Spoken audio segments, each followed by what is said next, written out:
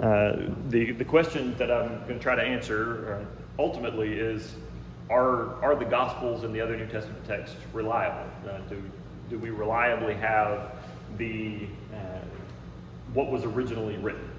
Can we say reliably that we have what was originally written? And with overwhelming accuracy or overwhelming confidence, we can say yes. In fact, a lot of scholars estimate that the accuracy, if you count the words in the New Testament, count the words in the Greek manuscripts of the New Testament, and then ask how many of those words are accurately, we have an accurate idea of what the original was. The confidence is over 99% as far as the word count in the New Testament. And that may seem kind of odd or extremely good news given the history of the copying and the translation and whatnot, but we have very, very high confidence that what we have is the original. And a lot of the reasons that people sometimes fear that it might not be the original is realizing that they didn't have copy machines in the ancient world, right? That's a relatively recent invention. In fact, because as late as the 40s and 50s, 1940s and 50s, there was no kind of automated machine copying, and even then it was dicey.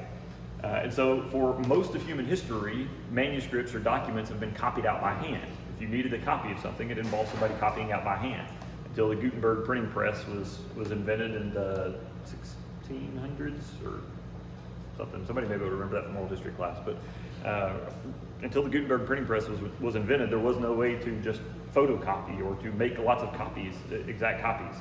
And with the Gutenberg press, it required a whole bunch of setting up, typesetting, so you didn't do that for just kind of common documents.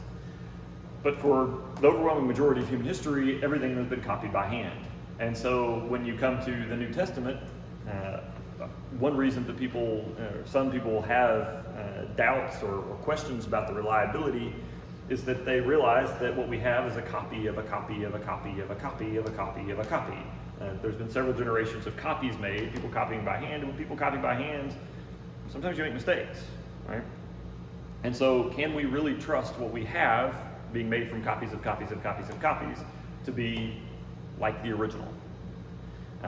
And the ultimate answer, as I've already said, is yes, because of a discipline or a science called textual criticism.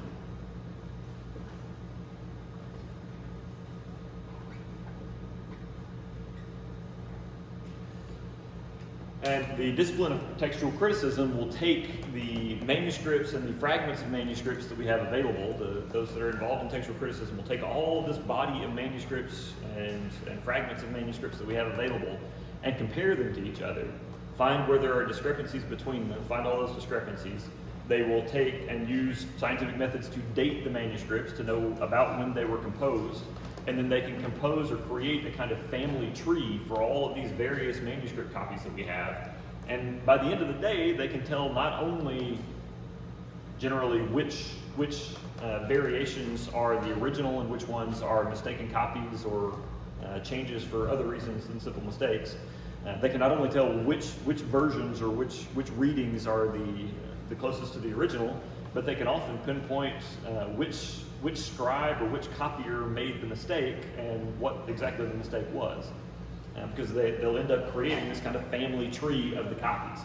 And so it would end up looking something like this. I mean, this is going to be a really stripped down, simplified version, but let's say that you have the original, which in textual criticism circles, or when you're talking about manuscripts, the original document is called the autograph.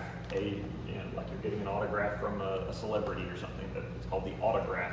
And so let's say this is the autograph of one of the Gospels or one of the New Testament texts. And then a scribe takes and makes, let's say, 3 copies of this original manuscript. And we're going to refer to these as C1, so that's generation 1 of the copies. And then those copies each get a couple of copies made from them. And so this ends up being generation 2.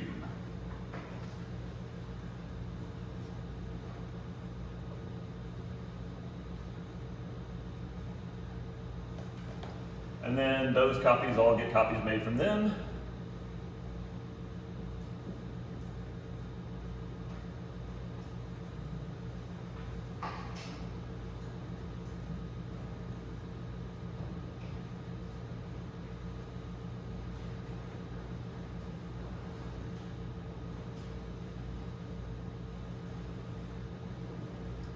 And in the real world, this process would continue and continue and continue and continue, and you'd have, by the end of it, you'd have more than I have space on the whiteboard to ever possibly portray. In fact, if you look at just the New Testament text, we actually have well over 10,000 fragments or copies of the text that have been copied down over the years. So we have well over 10,000 copies and fragments that we are basing this textual criticism on. Why do they make new copies? Like, these generations? Why do they make copies? Well, they wear out over time. I mean, people, if you take do you have a favorite book? Anybody, you got a favorite book that you've opened up and you've read over and over and over again, or you've let other people borrow it and take it, and then read it and give it back? And it just, the more something is handled, the more it gets worn out. And so paper copies copies of books end up needing to be recopied every so often, just because they're going to get worn out from use. And that's just, yeah. Paper doesn't generally last forever. There's all kinds of accidents and things that happen. You spill water on it, or it gets dropped and blown away in a storm, or gets dropped in a fire. And, copies just get destroyed because paper isn't generally very durable. None of the things that we use to make copies of documents, even in the ancient world, were very durable. So, and when I say a generation, it doesn't necessarily mean that you made a copy and so now your kids have to make a copy. It may be your great grandchildren that have to make a copy, but that would still only be one generation of copies, because there's only one copy. Whatever your great grandchildren make from the copy that you made would still only be one generation of document, even if it's 4 generations of people. But this would go on, and me simplifying it down to 2 and 3 copies is also not necessarily true. One document may only get 1 copy made from it. One line may only get 1 copy made from it, and another may get 50 made from it. It's much more complicated than this. I'm stripping it down to make it easy. But let's say that back here in the first generation, mistake X gets made. Well, that means that mistake X is going to show up in all of the copies that come from this generation, or from that copy. And then that somewhere over here, let's say in generation 2, from this copy, mistake Y gets made. And then so these are all going to have, Y will be a part of those copies. And let's also say that this guy over here, when he's making the copy, he makes mistake B. Well, then these copies are going to have mistake X and mistake B. And so when you end up with this family tree and you find all these, you find the text variations, when you come out, even if all you had was the originals, or the final generation, if this was all that you had, you could still possibly construct a kind of family tree back and get an idea. But we don't just have the last generation, we randomly have samples from all the generations, going back to, actually for the Gospel of John, the earliest manuscript that we have is a scrap from a copy that was made probably within 30 years of the original. And so, that's less than 1 generation of people. And so it's fairly early. So we have just a random sampling from all of this time period. And so we construct this family tree, and we can say with some confidence not only what mistakes were made, what the majority of them still have in common is probably close to the original. And whatever the older manuscripts have is also probably close to the original. But when we get all of this mapped out, we can say, here was the origin of mistake X, and here was the origin of mistake B, and here's the origin of mistake Y, and so on. And so mapping all of this out through textual criticism, textual critics give us a very, very high degree of confidence that what we have is original.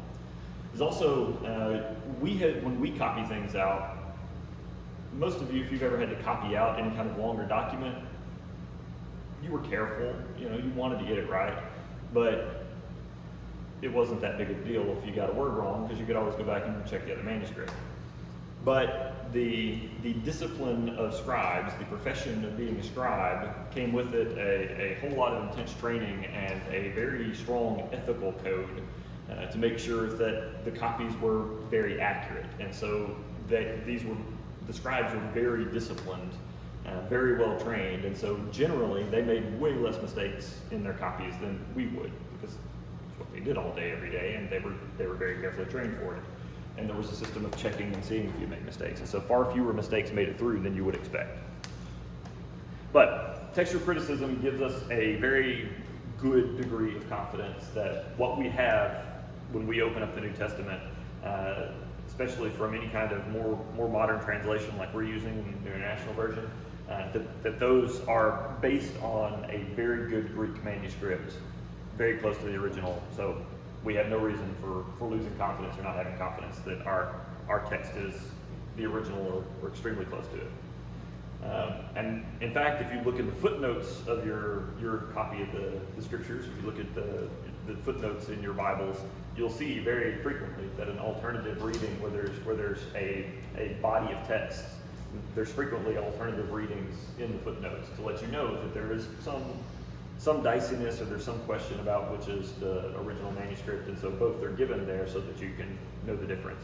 And when you read them, there's usually very little difference in the meaning between the two different text variants. It's just there was a variance there, and so they let you know. Any questions about textual criticism? I mean, because this is a whole new discipline. You've probably never been introduced to it before, so I would expect for it to be a little. Everybody good? All right.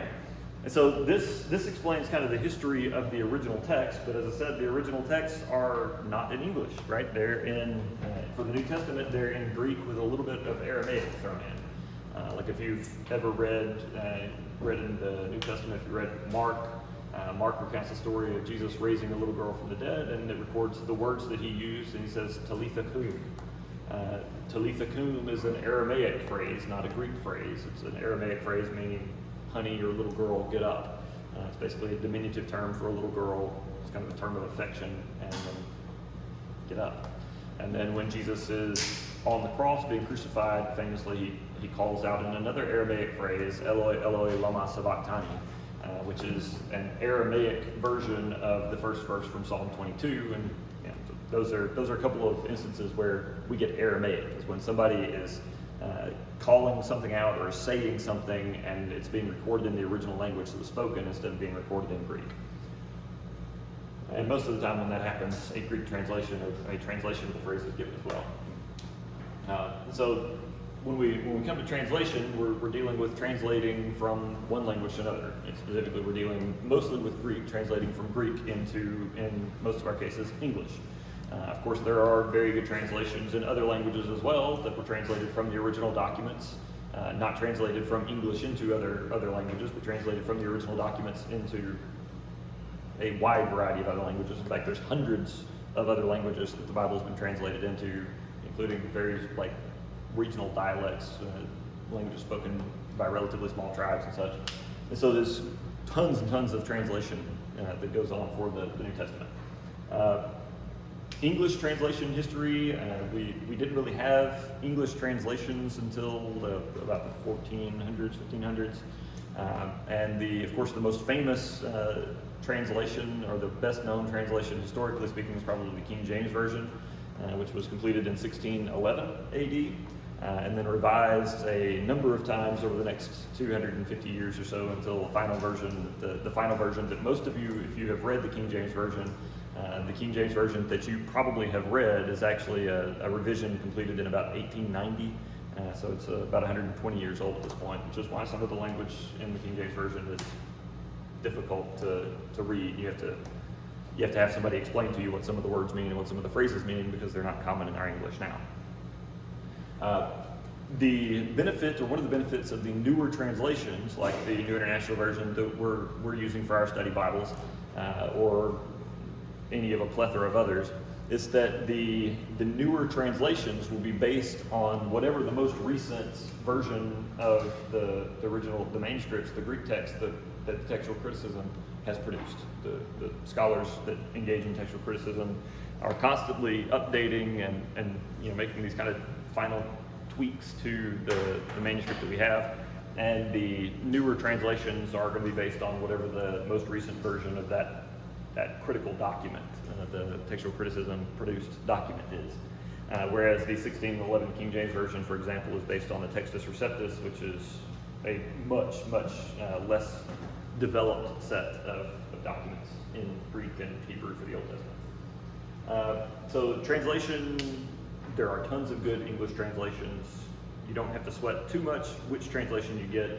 They're all going to be fairly accurate. They're going to be really good. Some may have a different kind of bent or focus, but most modern translations are going to be very good, very reliable. Any questions about translation or any of that? There are a lot of churches that have a very strong attachment to the King James Version, and so if you're from that background, it may be kind of weird to hear or hard to hear that the King James Version is based on older manuscripts, and so it may not be as accurate or as close to the original. But I mean, King James Version is very traditional. Language is very well, very loved, and so you're not gonna be wildly led astray by using the King James Version. It's just newer versions, newer translations are based on the newer manuscripts, and so are probably more accurate and easier to read. All right, so that's some of that kind of background stuff. Can we rely on the Bible? Can we rely on the text that we have? Yes. Textual criticism has made that very, very accurate and very reliable. And we have excellent translation, excellent translators, and we have very good translations, English translations of very good Greek manuscripts. And so yes, we can trust the New Testament that we have. All right, now let's get into the four Gospels. There are four Gospels. There are only four Gospels, despite kind of a popular buzz a few years ago, probably before most of your time, honestly. But there are four Gospels. We call them the four canonical Gospels. Canonical comes from the root word canon, which is an approved body of works or an approved text. Anybody Star Wars fan? Got any Star Wars fans in the room? Way less than I expected. I'm sorry that you all have been exposed to the most recent trilogy, and that's probably what you know, but it was better once upon a time. Before Disney bought out the intellectual rights to Star Wars, there was a guy who had a job, and his job, he was called the Keeper of the Holocron, which I got to think is just one of the coolest job descriptions ever. But basically, his job was to go and to read all of the various Star Wars stuff that was being produced by various novelists, various authors, to read all of this stuff and see what fit with the Star Wars storyline, how much of it integrated and made sense in the Star Wars storyline. And whatever he approved was counted to be part of the official Star Wars body of work, the official Star Wars storyline, and whatever he did not approve was not considered part of the official Star Wars storyline. And so that guy, when he approved a book, it became part of the Star Wars canon, the approved material for the Star Wars universe. Well, that word canon used in that context is based more on the New Testament and Old Testament canon, the use of the term there. And the books that we have in the Old Testament and the New Testament are the official approved by the church from way back, the very beginning. They're the official works, the official books that are approved as Scripture, that are recognized by the whole church as Scripture, and so they're called the canon. And so these four Gospels, Matthew, Mark, Luke, and John, are the canonical Gospels. If you go and start searching around, you Google it and you start trying to find, start searching for other Gospels, you will find other things called Gospels. You will find other Gospels called like the Gospel of Thomas or the Gospel of Mary or so on, a Gospel attributed to Peter. But these are all of those that are not part of the canonical Gospel list, Matthew, Mark, Luke, and John, are much later editions. They're written at least a couple of hundred years after the death and resurrection of Jesus. They're at least a couple hundred years after the events recorded in the New Testament. And so they're not accurate. They come up with all kinds of new stuff. There's one or a couple that try to fill in the gap about Jesus' young years and tell a whole bunch of stories about Jesus when he was younger, between birth and being baptized, which is what our four Gospels recount. But again, they're not based on any kind of accurate information, any kind of eyewitness testimony. They're just made up and presented as real. And so they have never been accepted by the church in any kind of real way. There have been a few people in church that have picked them up at some point and tried to use them, but they've never been approved by the church. They've never been used by the church. They've never been accepted as real or true by the church. They aren't accurate. They aren't good Gospels. And so for the New Testament, this class, we're only worried about the four canonical Gospels, but you will find other things called Gospels out there. So just know that. Also, the word gospel, I'm not expecting you guys to write this because most of you probably don't know the alphabet, but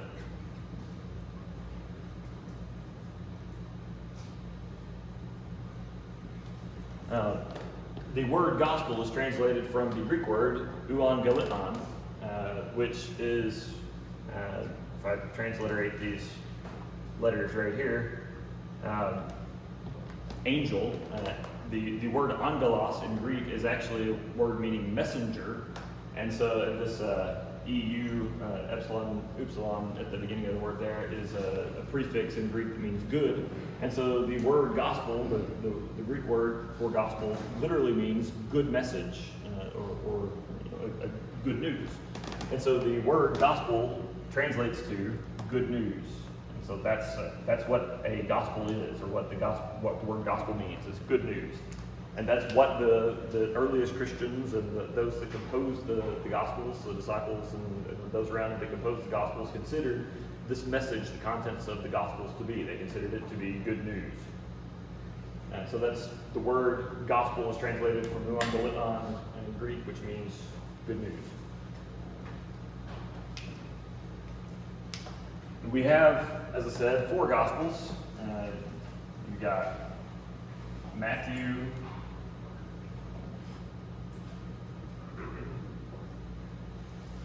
Mark, Luke, and John. Those are the four Gospels, and they are interconnected in a certain way. This group of three, Matthew, Mark, and Luke, are often called the Synoptic Gospels.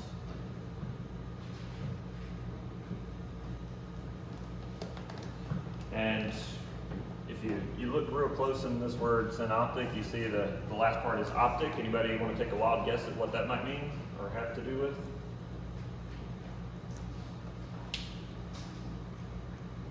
No guesses?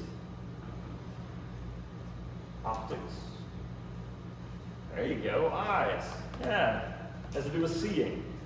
And this prefix S-Y-N means together. And so synoptic means seen together.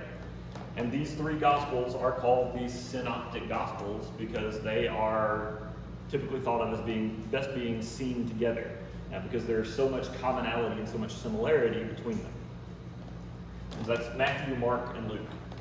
And so what we think happened, there's all kinds of historical kind of debate over the order of the composition of the Gospels, but it seems like at this point the best evidence points to Mark having been the first of the Gospels written. So Mark was first.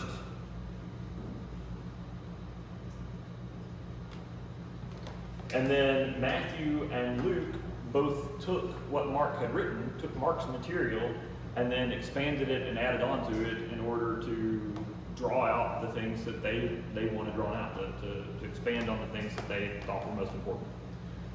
And so Mark was probably the first written, and then Matthew and Luke expanded on what Mark had written. And so there's only like 14 or so verses in the Gospel of Mark that haven't been copied or haven't been integrated into Matthew and Luke. And it's kind of hard to explain that level of commonality without assuming that Mark came first and Matthew and Luke had access to Mark. There are other possible explanations, but that is the simplest one. And then John is its own thing. John is just John. John is, there's no good fancy term for John. It's not synoptic, it's just John. And John was written several decades later than the synoptic gospels. We think that Mark was probably written in the late 50s AD, so it was written the latter half of the 50s AD, 55 to 60. And then Luke and Matthew were written sometime after that, but probably before 65. So somewhere between 58, 59 after Mark was written, and then before 65. Scholars have kind of drilled down on Luke, and for I don't understand all of the reasons that they have drilled down and said that Luke is probably real close to 60. But scholars feel much more confident about dating Luke more precisely than most of the other books of the New Testament. But Mark, we believe, came first, and then Matthew and Luke were both written after, and all of them were completed before AD probably 65 or so. Certainly before AD 70. Because there, as we'll talk about later, there was a very important event that happened in AD 70 that kind of serves as a kind of watershed moment for Jewish history. So here's our synoptic gospels, and then John was probably written closer to 80 or after 80 AD, somewhere between 80 and 90. 80 to 85 is a very common date range given for it. And so John is written later. And one of the likely reasons for John to be so different from the others is that John already knew the others. He already knew that the other three existed. They had been being distributed in the church. He had read them, in addition to knowing the men that we believe wrote them personally. The Apostle John he knew them personally.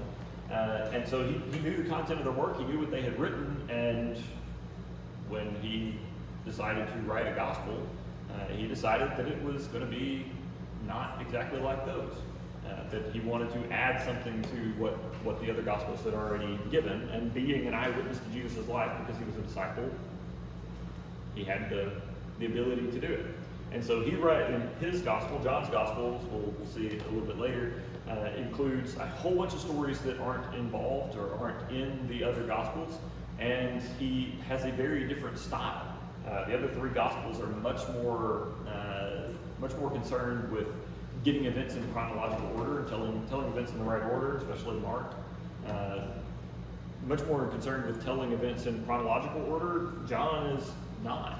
He knows that the other gospels have already done that, and so he'll arrange stories in more of a thematic order. He'll arrange them according to theme, or arrange them around a theological point, a point that he's trying to make about Jesus.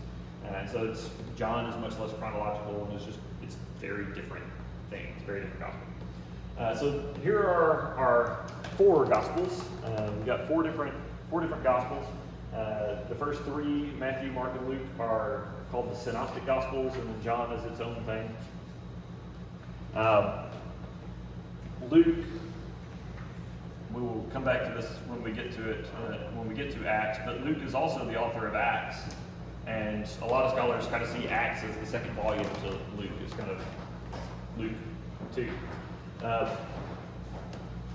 So, any questions about any of this so far? I don't want to run off and leave questions if you've got them.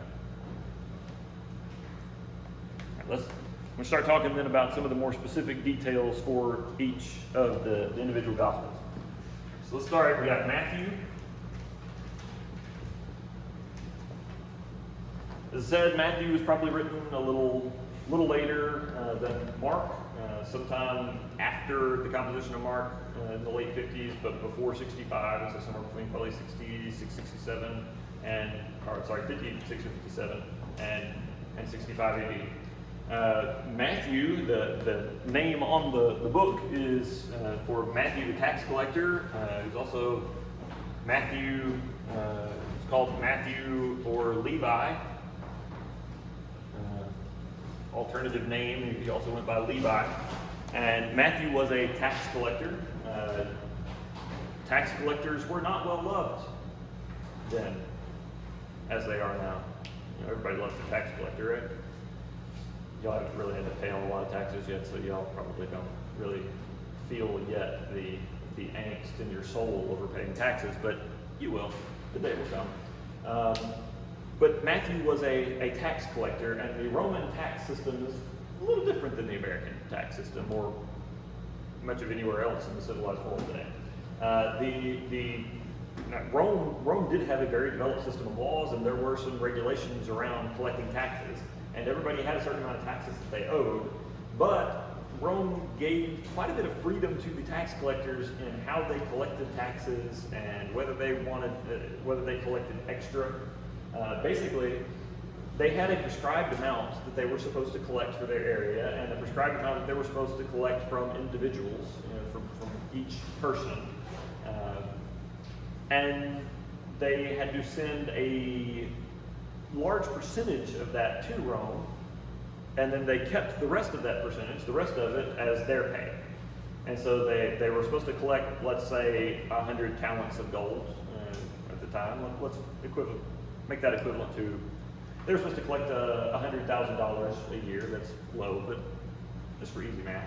They were supposed to collect $100,000 a year, and they were supposed to do that by collecting $10 per person. Totally making these numbers up.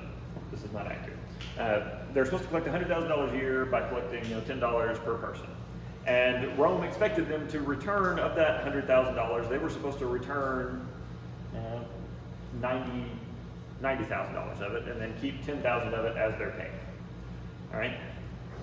But Rome, there was a lot of opportunity for them to take extra and not report it and get wealthy, and there wasn't anything that the local people could do about it.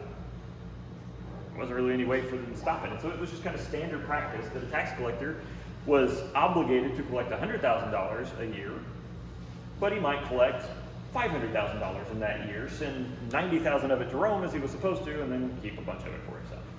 Of course, he'd have to bribe a lot of people to get by with that, so that money got spread around a little more, but basically that was kind of what the tax collectors could do. They could take a whole lot more than they were required to take by Rome, and then send Rome its portion and keep the rest. And since they were, overcharging people, they didn't have to overcharge people equally. They could overcharge people however they wanted to. And so they could charge the wealthy leader of the town the minimum amount, and charge the local fishermen who, had very little, triple the amount. And it would be on the leader's good side, and it would be all the little people that got messed over in the process. And so that was fairly common kind of corruption that was happening with the tax collectors.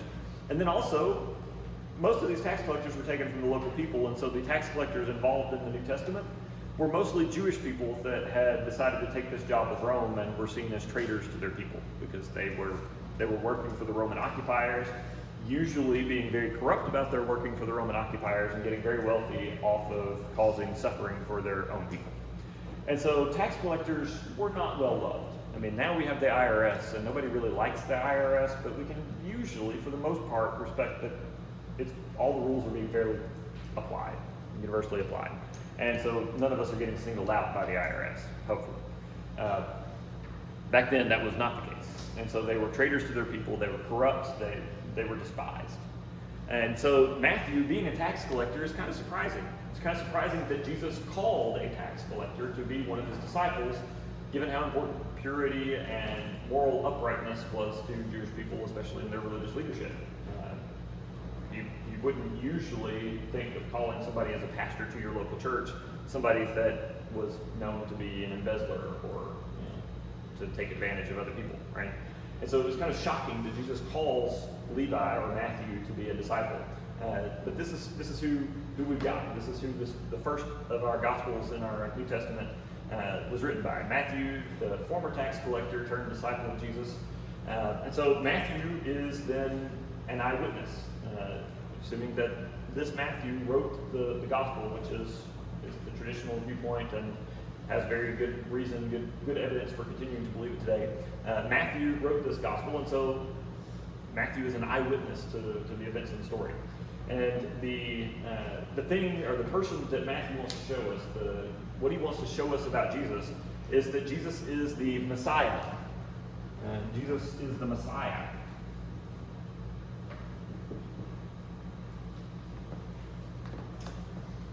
The Greek translation, the word Messiah is a Hebrew word from the Old Testament, and the Greek translation of the word Messiah is Christ, or Christos actually in Greek.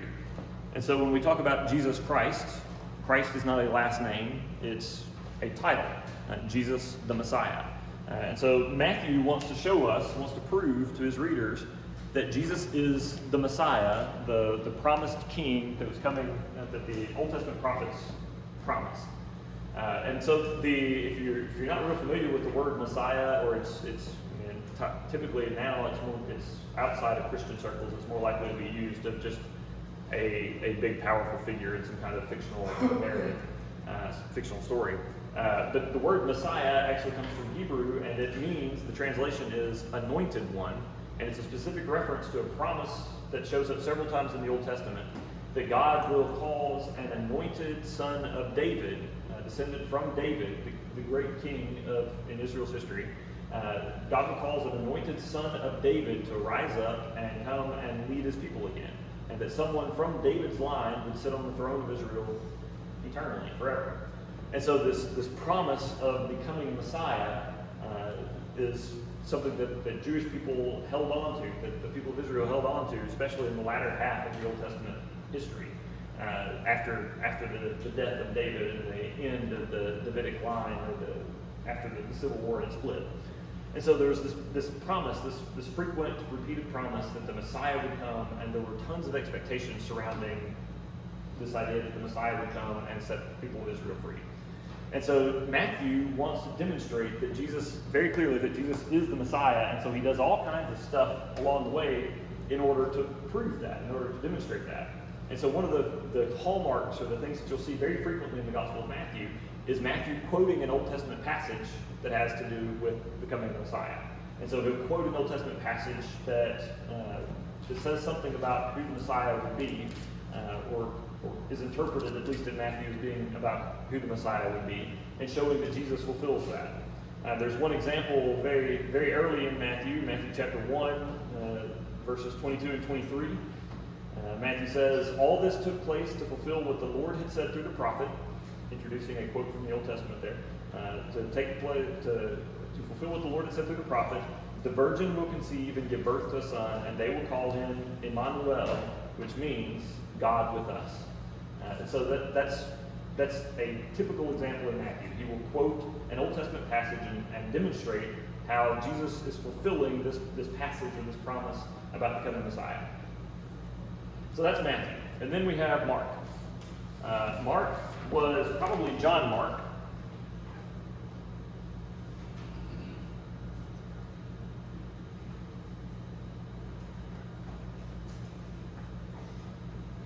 And John Mark was a young man that was highly respected, and so he ended up joining Paul on his first missionary journey. But at some point along the way, during that first missionary journey, John Mark turns back. He can't handle the pressure of the road, or there's something going on, and he abandons Paul and Silas, or Paul and Barnabas on that first missionary journey. And so then there's some conflict between Paul and John Mark over that. He doesn't want to take him on the second missionary journey. And so John Mark ends up going with Barnabas, and Barnabas ends up taking him to Peter, and then he stays with and travels with Peter for a long time. And so John Mark composes the Gospel of Mark, but he's probably getting most of his information from Peter, the apostle that he's traveled with. And so most of the information from Mark probably comes from Peter. And so John Mark himself, Mark is not himself an eyewitness, but he is a long-time traveling companion of one of the disciples. In fact, kind of the chief disciple, the first disciple. Peter was definitely in the inner circle, if you can say that about any of the disciples. And Mark is going to show us Jesus as God's servant.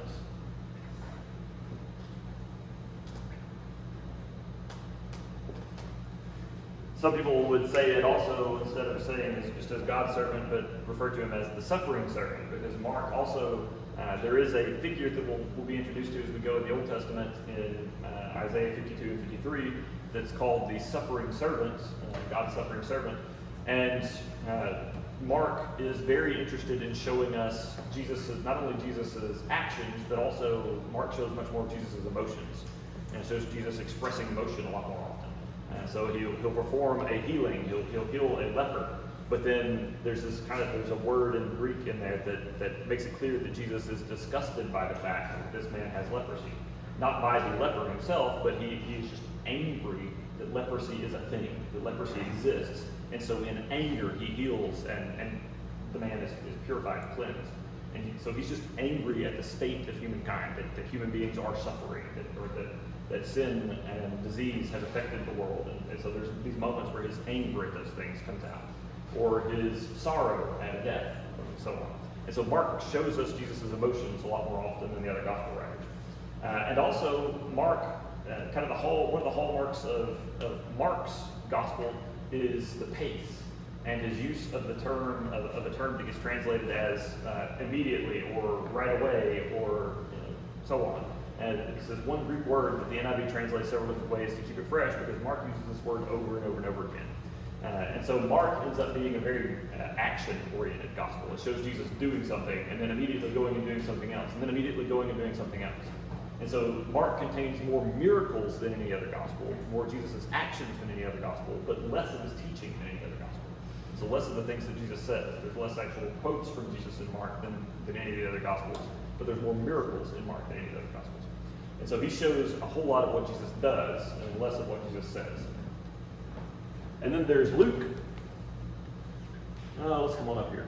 Y'all probably can't see what I'm writing down anymore. Luke was a physician or a doctor. And Luke was not himself an eyewitness again. He was another man that became a traveling companion of Paul. And somewhere on the second missionary journey recorded in Acts, if you look at Acts chapter 20, the language in Acts suddenly shifts. And instead of it being Paul and his companions went here and there and there and there and there, all of a sudden Acts just starts saying we went here and there and there and there and there. And so instead of being the third person plural, it suddenly switches to the first person plural, which indicates that the author, Luke, has joined the crew. He's joined them and is traveling with them. And so Luke ends up being this traveling companion of Paul. He goes around with Paul everywhere that he goes. And as he's traveling, he ends up meeting a bunch of various eyewitnesses, including some of the women that were eyewitnesses to Jesus' life, but aren't in the 12 disciples list. So like Mary Magdalene and Mary, the mother of Jesus, and Salome, and so on, several of them. And so it looks like a lot of Luke's information actually comes from the women that traveled with Jesus, in addition to some of the other disciples. And so Luke will record things like Jesus, the day of the resurrection, the first eyewitnesses to the resurrection being the group of women that had gone. And so he's fairly clear about that, the women being the first of the eyewitnesses to the resurrection, and because a lot of his information is probably coming from those women. And Luke wants to show us the way Jesus is portrayed, or that Luke wants us to see Jesus is as the Son of Man, and so he is the perfect man, perfect human, and our perfect salvation.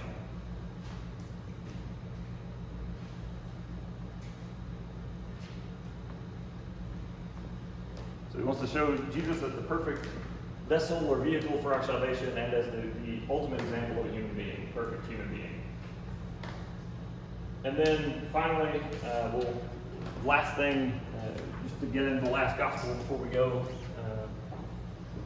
we have the Gospel of John, and John was one of the 12 disciples, and he never refers to himself by name in his gospel. He calls himself the disciple that Jesus loved. And his key, the thing that he wants to see about Jesus, is that Jesus is the Son of God and the source of eternal life.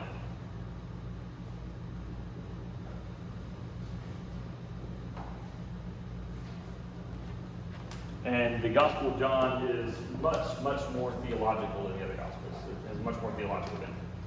Right. Are there any questions, pressing questions before we go? Was Peter the second son? Who? Peter, yes. Peter is Yeah, he is the kind of the leader of the disciples, and that's kind of the first leader in the early church. But yes, he was one of the three kind of innermost circle of disciples for Jesus, along with John. So yes, all four Gospels either are by an eyewitness, by one of the disciples, or are by somebody that had reason to be traveling with the disciples for a long time, and so they got the information from the disciples. So all four Gospels are eyewitness accounts. See you all on Wednesday. How do you think this